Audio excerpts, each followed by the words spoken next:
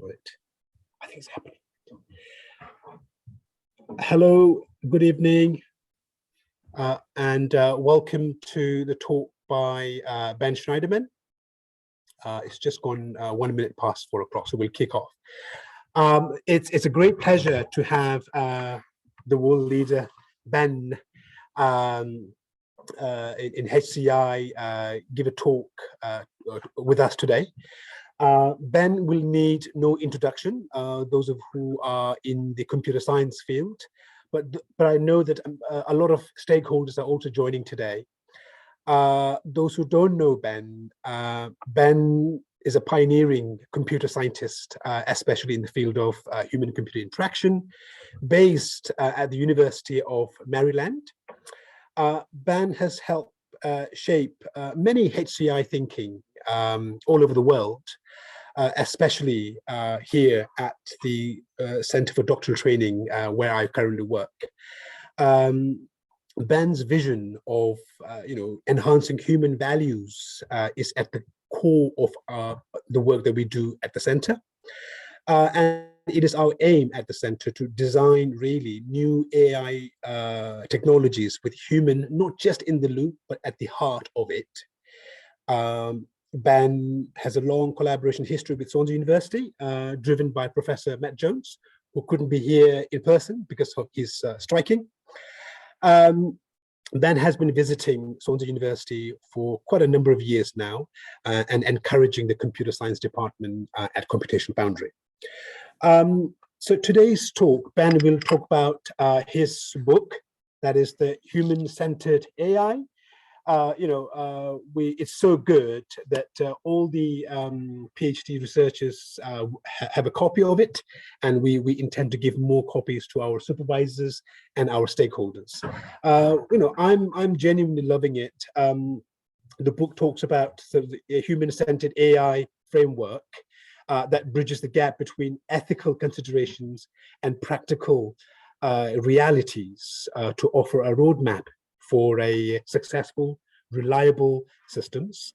Also, the book offers tangible recommendations, as you will hear from Ben later, on designing successful technologies that augment, amplify, empower, enhance human values.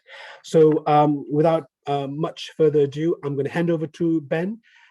We will have 15 to 20 minutes Q&A towards the end of it. If you've got any questions, please put it in the Q&A section of the webinar, and I'll come back when it's 40 minutes gone. Ben, over to you. Thank you, Tashi. Welcome to all of you in Swansea. I wish I could be with you, but I'm here in beautiful, scenic Vancouver, and it's good to be in touch with you. I really, really appreciate the support that Matt Jones, Tashi, and many others at Swansea have given to me over the years, and especially in support of this book, which is such an important, passionate pursuit of mine. So I hope to convey that enthusiasm to you and enlist you to be part of the courageous people who will take this idea forward and change the world in very positive ways. So let's go to the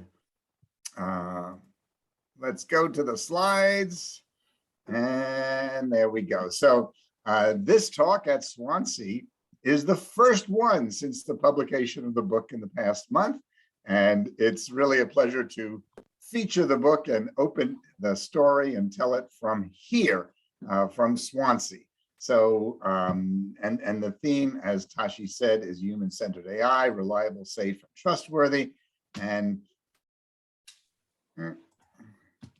there we go. I'm always pleased to wave the flag of the University of Maryland and the Human-Computer Interaction Lab, which for almost 40 years has been a strong leader for interdisciplinary research, now on its 9th director, Jessica Vitak.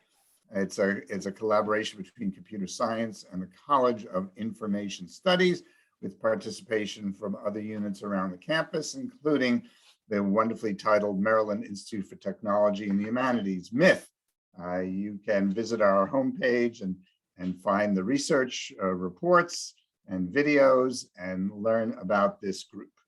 I hope some of you know about my work that Tashi mentioned, and human-computer interaction. The book, Designing the User Interface, has been my calling card for many years, now in 6th edition, requiring 5 co-authors to get the story and tell it about how these techniques have come from a small group of researchers, have come to be so influential in mobile devices in our hands, in laptops, in cloud computing, in e-commerce, the web, and many other situations. But today we're going to a new direction that builds on HCI and builds on AI, and I call it human-centered AI, and I'm pleased that many others have also called it human-centered AI. And the question is, what do we mean by it? And Tashi has already said the key phrase, which is to amplify, augment, empower, and enhance people.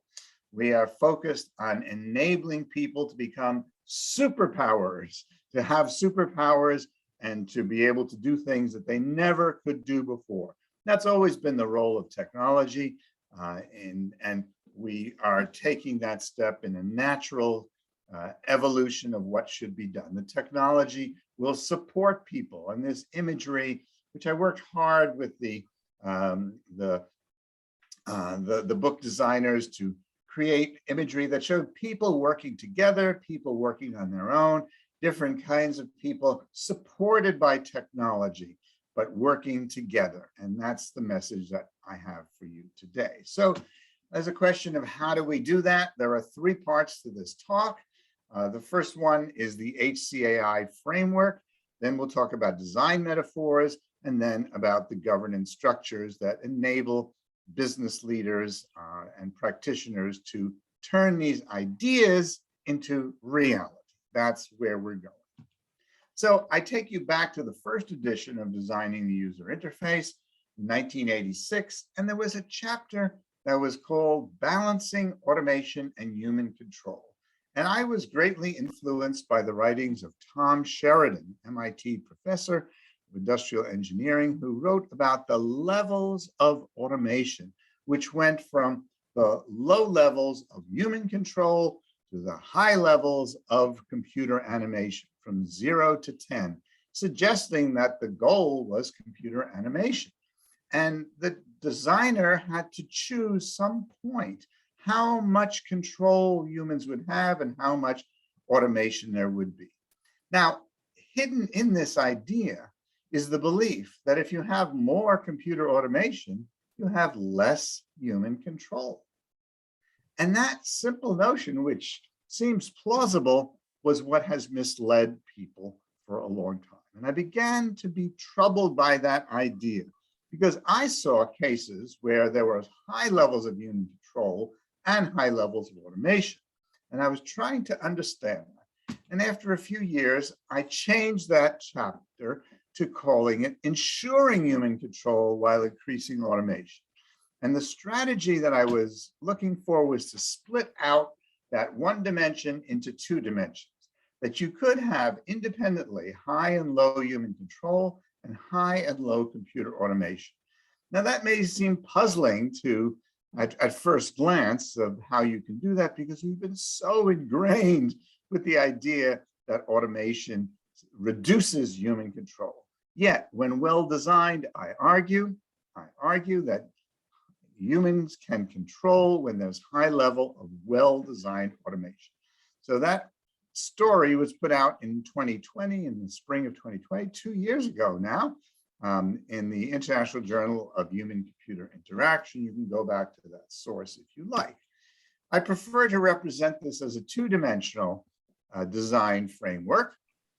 And on the x-axis is computer automation from low to high. On the y-axis is human control from low to high.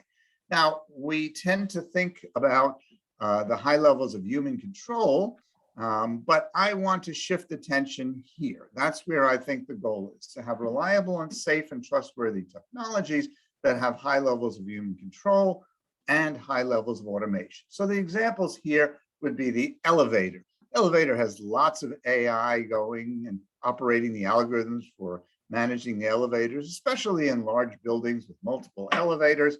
and optimizing the performance of the elevators. Yet, from the user's experience, from the human experience, they are in control. They go up, press the button, the light comes on and says, your button press has been received, and the elevator arrives, and then the doors open, you enter, you press the 6th floor, and you watch as the elevator goes from 1 to 2 to 3 to 4 to 5 to 6. The doors open and you get out. You have an experience that you're in control of what you care about. Many other things are happening in the background of optimizing the motors and relationship with other elevators, etc.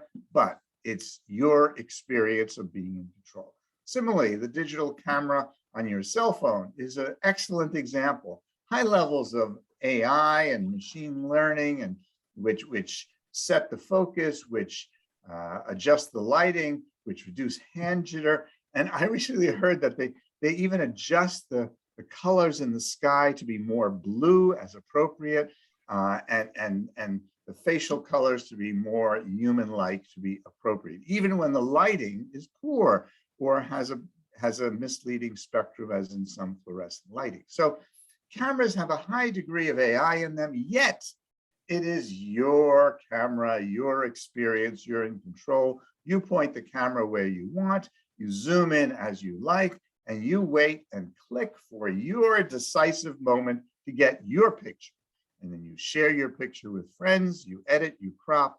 There's a lot of things where you control the creative aspects that you want to, yet you benefit from AI for the many tasks that are necessary. Now, this model reminds us that there are some tasks for which human mastery and human control is highly desirable. Riding your bicycle, playing your piano, those are things you want to do. Caring for your children, those are things that you want to do directly. You want full autonomy there, full control. You don't want computers interfering.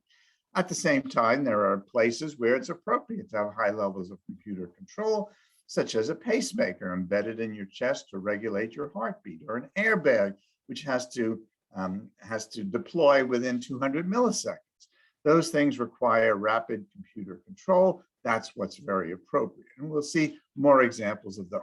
Of course, there's examples of low human control and low automation, and those remind you of the 4 quadrants of this design. However, if you notice, there's 2 areas outside, and they represent the warnings about excessive automation and excessive human control.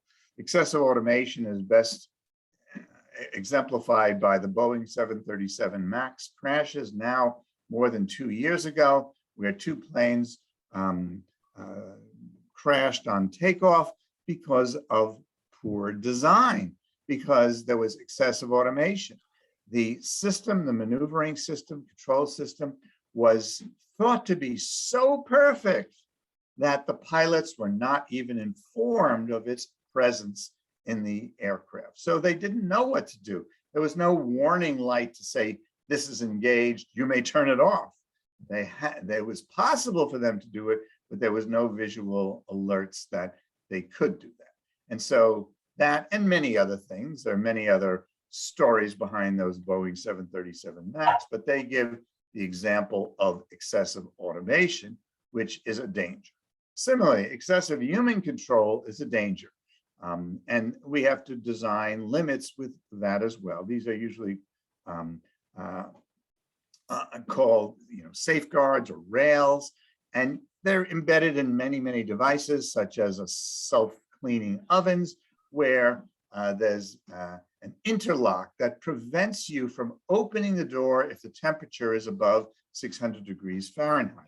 Why? Because it would be very dangerous to you to get that blast of hot air. And so the automation prevents humans from opening the door. And increasingly, this is our design space where we have to understand how to design, and that there are more than a single dimension of human control to computer automation. There's both of those dimensions are possible, and then there are dangers of excessive human control or excessive automation. So let's take a look and put this to work in some other examples. For medical care, pain control, or patient-controlled analgesia, it's called.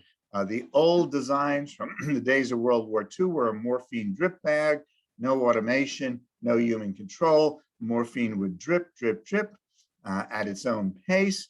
And sometimes that worked, but sometimes it gave too much morphine, which was dangerous. And sometimes it gave too little morphine, which left the patient in great pain. So automatic dispensers were put in to measure human heart rate and breathing so as to avoid the dangers of excessive morphine, but they didn't deal with the question of pain, which is not measurable. And so patient-guided dispensers where patients would have a trigger they could squeeze to get more morphine was put in, but there was a limit on how much morphine they could get in any given hour. And so that avoided the danger of excessive human control.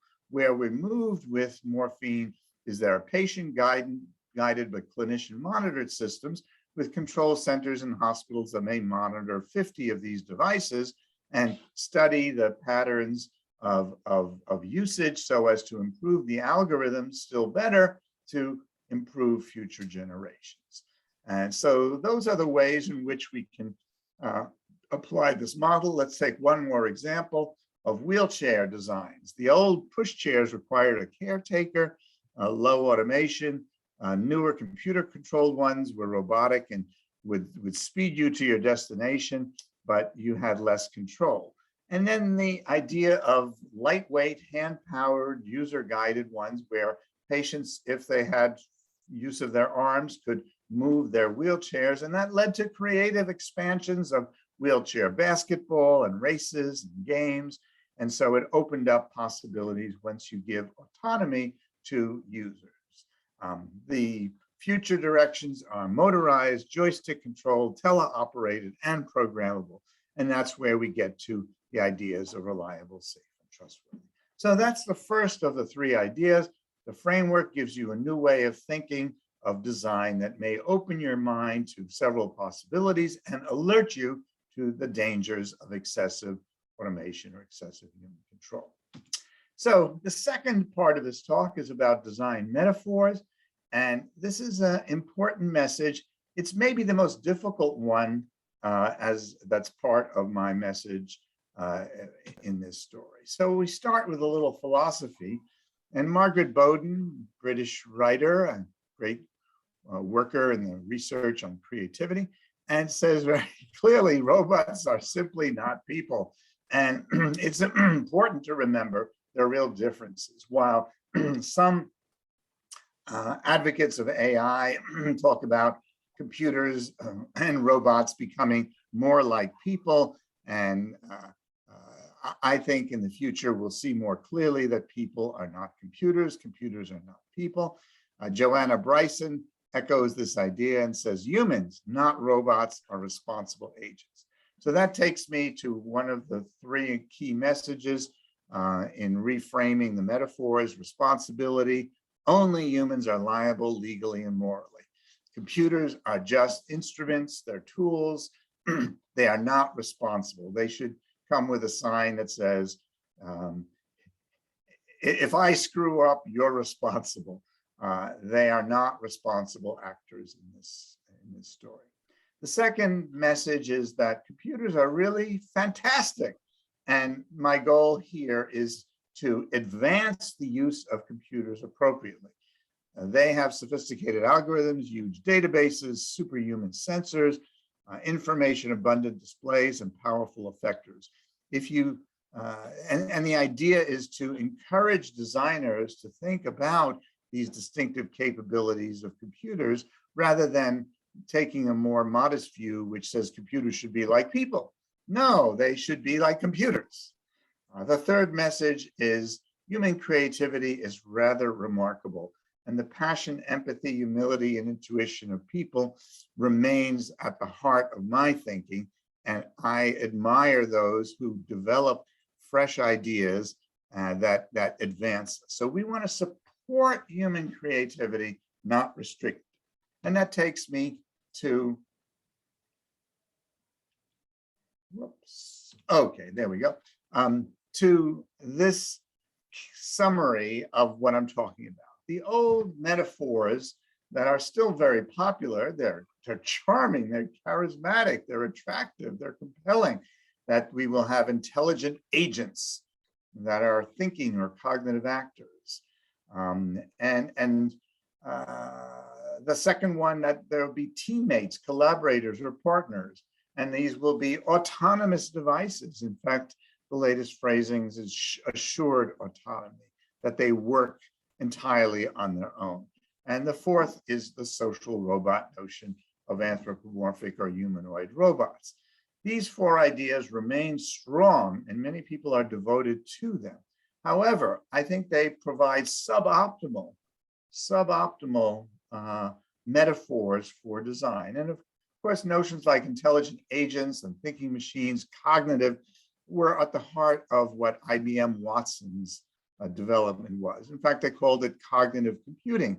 And yet, recently, that project ended and failed after a series of unsuccessful major tests with MD Anderson Cancer Center in Texas, with the Memorial Sloan Kettering Cancer Center in New York, and IBM sold off the remaining parts of Watson to other companies, recognizing that that did not really work out. Similarly, the idea of teammates and social robots have failed. Curie, Anki, Cosmo, Jibo, and more recently Pepper, all those social robots have come to their end. I don't think those are the way forward. So what is the way forward? I propose these words, these phrases, these guiding ideas of AI-infused super tools that extend human abilities and enhance performance. And then telebots for remote operation of steerable instruments and prosthetic devices, control centers with human control and oversight, and then active appliances that are consumer-oriented, low cost, but human control. So let's take a look at some examples. I've mentioned already the digital camera that gives you such a great experience and enables a large fraction of the population to take high quality photos in a consistent basis. It's just remarkable what's happened in the last 25 or 30 years as we've gone from analog photography to digital cameras that give you ways of adjusting the camera in advance. You take your picture, and then many ways to adjust and modify your picture afterwards. It's a remarkable development. Similarly, navigation devices on your mobile phone. There's lots of AI at work here. It chooses, here I ask for a route from the White House in Washington, D.C., just 8 miles to the University of Maryland. And it gives me 3 possible routes. It gives me information about them, where the traffic congestion might be, and then I can choose which route I want to take. The scenic ones that go further out, or the ones through the city, maybe more stoplights, but a shorter route. And it turns out at this time of day, it will be the quickest way to get there. No, actually, just about the same on all of those 3 routes. So you get a preview, and then you select it, and then off you go. But you can also control and change things over time as you're carrying it out. So you're in control, you can change, you can direct it as you wish. Similarly, text and search auto completion. You start typing University of Maryland, and you get a variety of choices, which you can ignore or you can accept. And spelling correction, grammar correction also gives you feedback, but it gives you the choice. You are in control. So that's what I mean by a super tool. And we see other super tools that have a larger profile, like the Bloomberg terminal. 300,000 financial analysts and traders pay more than $20,000 a year to have something like this on their desk, so that they can see a large information abundant display, information arranged as they wish in a tiled non-overlap strategy that allows them to make decisions rapidly and act on those decisions.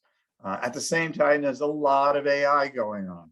Bloomberg takes in 1.6 million articles a day and uses natural language processing to filter them for each user in a distinct way so they get the data that they want in the place on the screen where they expect it.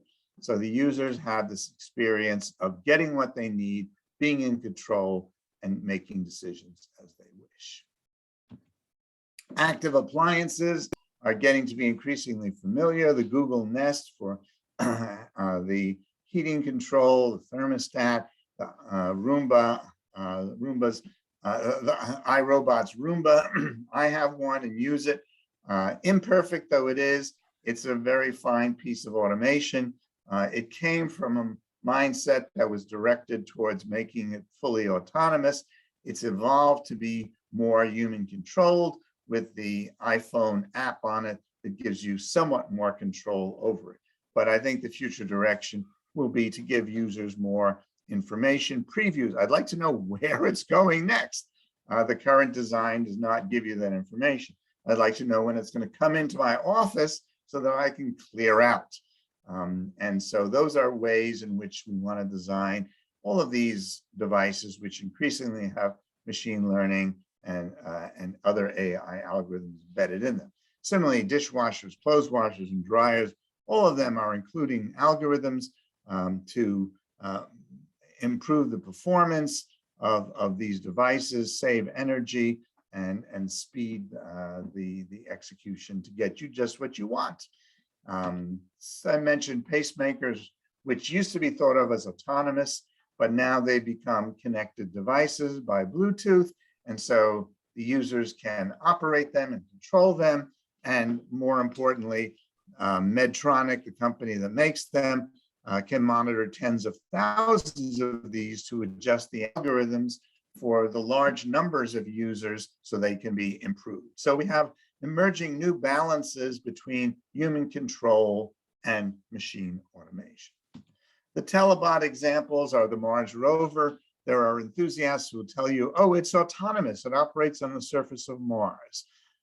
And up to a point, that's true. It's autonomous and moving along, avoiding objects, avoiding precipices, adjusting the position of the solar panels, adjusting the direction of the antenna.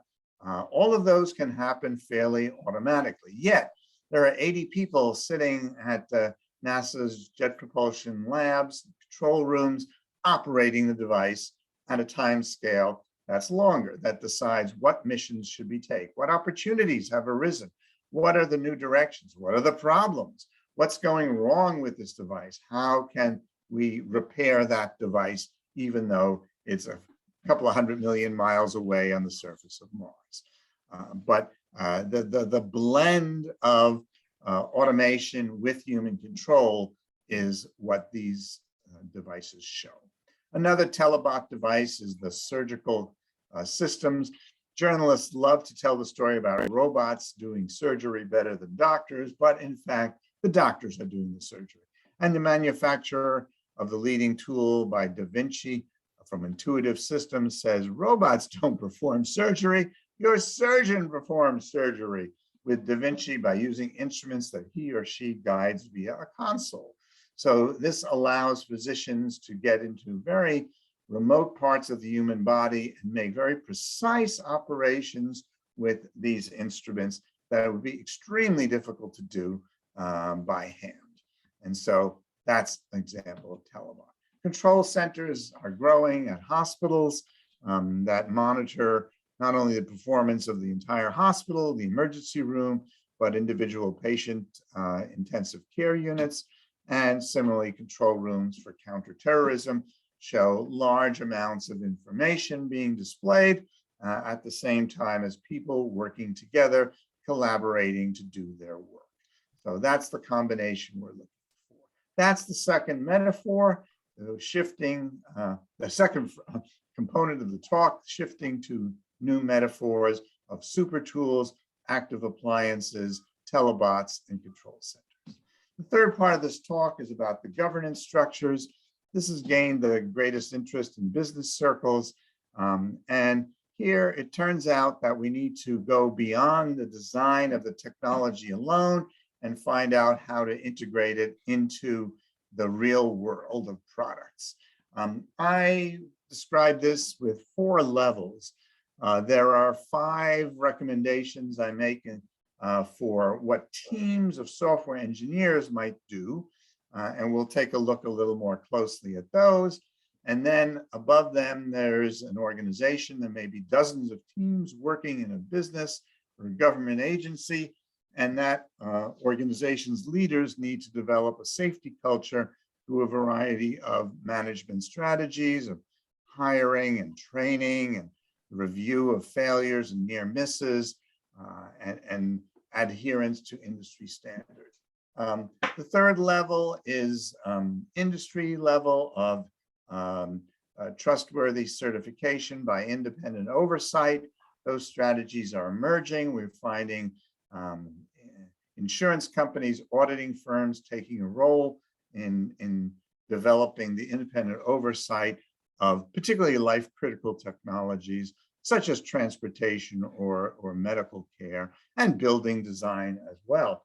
But the insurance companies would like to know about the safety of self-driving cars, and their challenges: should they set a higher premium for customers who buy a self-driving car, or should they set a lower premium?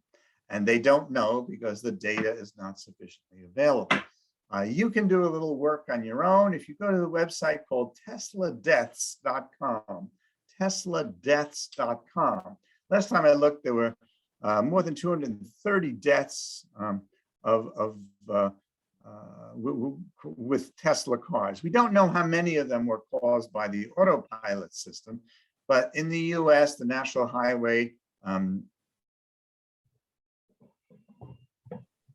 Transportation Safety Administration has begun an investigation of 11 crashes where it was known that autopilot was engaged, but the Teslas crashed into emergency vehicles, police, fire, and ambulance on the side of roads. And this report will eventually provide a deeper insight to how we might improve Tesla's autopilot. That's where I sit. I want to make these devices successful. And rather than self-driving cars, my goal would be safe driving cars. The last oval here is government regulation. While some in industry have suggested that government regulation slows innovation, the evidence suggests that's not necessarily true. With automobile safety and fuel efficiency, the requirements led to dramatic growth of innovation in fuel efficient cars and safer cars that have made life better for many, many people. And in Europe, the GDPR regulations on requiring explainable AI have led to a dramatic explosion of tens of thousands of papers on explainable AI. So when you set real challenges and goals by regulation, then you have a chance of stimulating innovative developments rapidly. We're going to focus on the team efforts. They may be closer to the ones you're more familiar with about software engineering and technical practices. And the 5 that I cover are the audit trails and analysis tools that I think should become a part of every, certainly life-critical application, so that retrospective analyses of failures become common or possible at least. You probably are aware that civil aviation is quite safe in part because of the flight data recorders that provide the information so that in the US and elsewhere, transportation safety boards can review what happened and understand what went wrong and what went right, and thereby lead to improved recommendations. So the idea of a flight data recorder for every robot and then analysis tools to work with them is really an important one. And we're seeing the improvements in self-driving cars that have increasingly careful and well-chosen audit trails. And it's a research issue of what kind of audit trails to put in. There's a whole set of new software engineering workflows advocated by companies like Microsoft, IBM, and Google. And they increasingly are developing the techniques for verification and validation testing. And an important issue is bias testing to improve fairness. You can't guarantee fairness, but you can certainly be monitoring it and working to improve it. The last one of explainable AI will take a little bit moment more. And I will say this goal, which I think is extremely important, of explainable user interfaces has become a hot topic of research in the last 6 or 7 years. The majority of this work is about retrospective explanations. And the argument is whether they should be local, describing a particular feature or a particular decision, or global, explaining the entire workings of the system. And that idea, which makes some sense and could be useful, to me is also a suboptimal one. And I suggest a new goal, which is to prevent the confusion and surprise that leads to the requirement for retrospective explanation. So my suggestion is prospective user interfaces that are interactive, visual, and support exploration. Let's take a look at an example and a most common toy problem here of a mortgage loan application, where a user might say, I need £375,000 or dollars or euros, and my household monthly income is 7,000. My liquid assets are 48,000, and then I submit, and I get a retrospective explanation. We're sorry, your mortgage loan was not approved. You might be approved if you reduce the mortgage amount requested, increase your household monthly income, or increase your liquid assets. Now, that's seen as a pretty good example of a retrospective explanation that gives guidance. However, I think we can do better by going prospective. And the prospective notion would be interactive, visual, and exploratory. So you have a certain score, and this is the amount of mortgage you've requested, 375,000. If you move it to the left, if you slide to the left, you get more blue, your score goes up. With household monthly income, if you slide it to the right, you get more blue, your score goes up. With liquid assets, you slide it to the right, you get more blue, you get closer to the goal.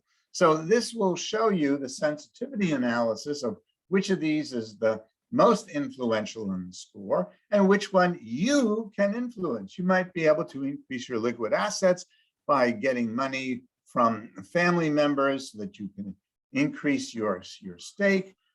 You could reduce your mortgage amount requested, and you could see what you need to get approval. This gives you more control rather than leaving you at the, having the machine do it for you with an opaque interface. So I'm into prospective, visual, open, exploratory interfaces. This is a simple example, but more ambitious ones are appearing in many, many other applications. One charming one is the British librarians set up this wonderful website called whichbook.net. Give it a try, donate some money to them. They're a wonderful group I was in touch with, but they give you a set of sliders. You can choose 4 of them, and you can slide from funny to serious. These are for novels, and from beautiful to disgusting, from no sexual content to explicit sexual, from optimistic to bleak. And as you move the sliders, the covers change on the page. So you don't need an explanation because you know why you've gotten certain results. It's clear and you can control it. That's the double thing. You understand it and you can control it.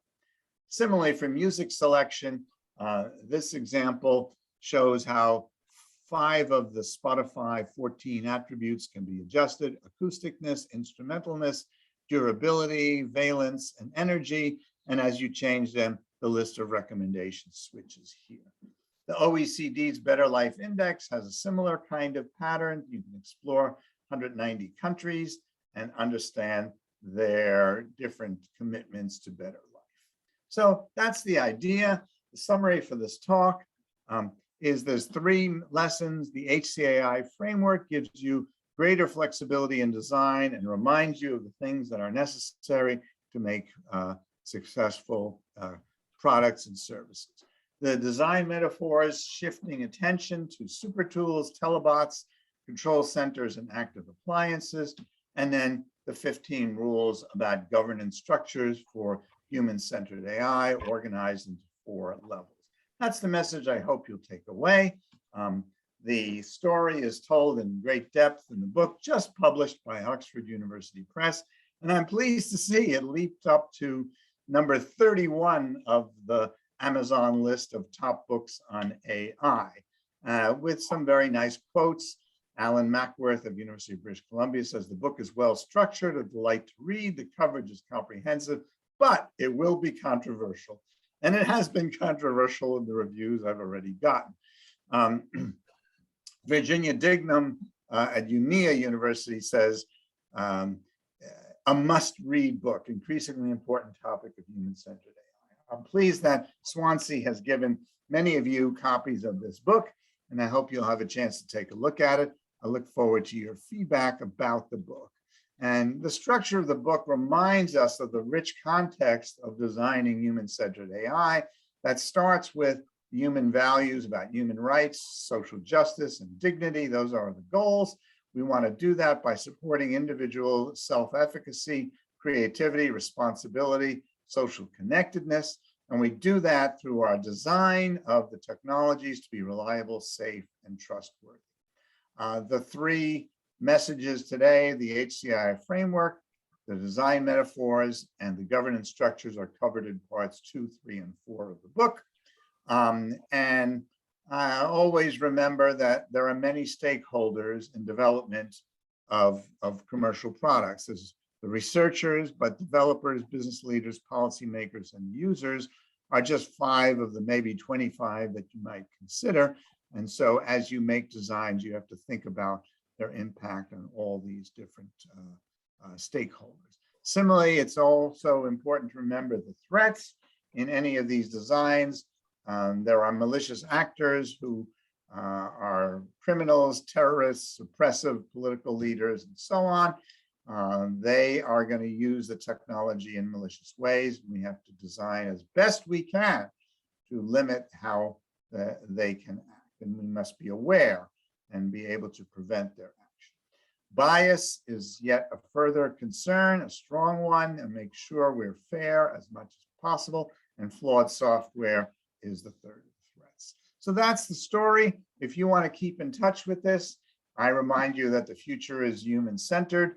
The Google group that I run and weekly send out a note. If you sign up soon at this website, you'll get today's note, which goes out a few hours from now. You can tune into our Twitter account and follow us at Human-Centered AI. And now, just recently, there's a new Wikipedia page. Please visit.